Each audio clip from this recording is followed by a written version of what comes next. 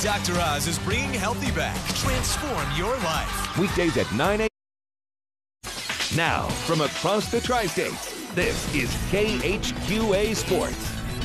Well, they may play on opposite sides of the Mississippi River, but the powerhouse Q&D and Palmyra baseball programs are more than aware of one another. In fact, a handful of players from both squads play together on traveling teams. More than that, you knew today's showdown in the Flower City was big when both squads trotted out their aces to the hill like this was a postseason must-win. It turned out to be a dandy one, a pitcher's duel from the start as Aaron Stone gets the start for Palmyra. He struck out two of the first three batters he faced. Justin Tallman did likewise in the first frame, setting down Palmyra without incident in the first. Through three full, 7 of Stone's outs came via the strikeout. He was dominating early. Tallman doing likewise, just simply getting away and getting out of jams. He was kind of in a minor jam in the second, but really throwing well. Had that nasty break-in stuff working right there as well. And then he would help his own cause in a game that was scoreless going into the top of the fourth. How about this towering solo shot that's actually going to hit some bystanders out there? Scatter, kids! Solo home run for Tallman, 3-run home run today for Joey Pollock, and that was the difference in the ball game as Q&D beats Palmyra on its home digs. 4-2 was your final there. Elsewhere in the state of Illinois today, Illini West doing the deed and beating up on West Central behind Dusty Waddell, who was big at the plate today for the Chargers. Also, Beardstown picks up career win number 499 for the legendary Robin Lewis, can go for 500 tomorrow against Macomb. Also, Macomb, a winner today over Quincy High at home, 6-0 your final there. West Hancock, too much for BWP today. Rout jumps all over Brown County. Griggsville Perry falls to 3-2 in the season, losing to Triopia. Rich Thompson's team, very dangerous. Look out for those guys. Also on the docket today, Liberty over Southeastern behind a big day from Connor O'Neill. We've got highlights as well between Rushville Industry and Pittsfield. Beck Harris on the hill for the Rockets, and that meant runs were going to be hard to come by. Rockets already up 1-0 in the bottom of the first. They're going to augment Dalton Jones with the RBI on the ground out here. Will Bro scores, makes it 2-0 Rockets at that point. More runs coming after that. Colton Boyd, he's not just for football anymore. Singles through short. Gabe Williams would score.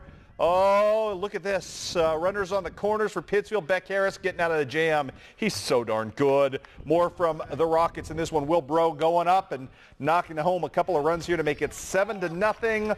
All Rushville Industry in this ballgame as they end up winning by the final count of 13-2. Big one for Rushville Industry tomorrow as they'll test themselves against Griggsville Perry as well. On the Missouri docket today, Knox County, too much for North Shelby, winning a 9-6 ball game. Josh Kermode, big for Canton. That sophomore, really talented, swings a great bat, had 3 ribbies on the day for the Canton Tigers. Louisiana gets by Payson Seymour. Hunter Felderworth was your winner with a walk-off single for his team. Good for him. Monroe City, too much for Paris today.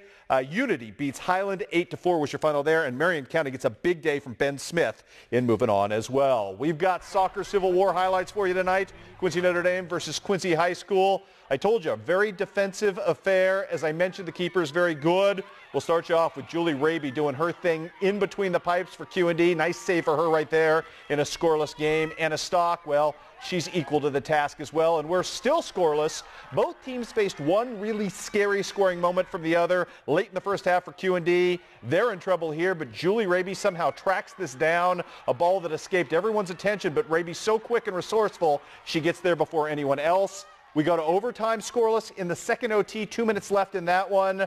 This, my friends, was just absolutely magnificent from the back line from Quincy High School, punching one out at the last second.